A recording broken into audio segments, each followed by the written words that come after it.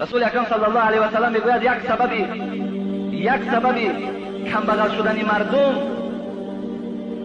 و بلند شدن نرخ و نوا به چی وابستگی دارد؟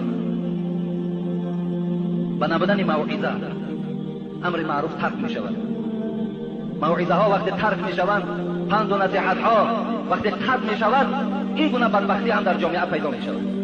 بلند شوی نرخ، نرسیدن مواد یا کم بضاعتی در مردم از روی کازینو ها پیدا شد. منطقه میگم رحمت از روی فاحشه خانه ها پیدا شد، از روی عرق نوشی ها پیدا شد، از روی تنقید عالم ها پیدا شد، از روی غیبت و از روی خیانت پیدا شد، از روی قمارخانه ها پیدا شد، از روی آن خانه هایی که امروز 5-6 دختر تاجیک در داخلش مردهای بیگانه و خودی را قبول دارد و 5 و 10 روز دراز جواب داده ایستادند.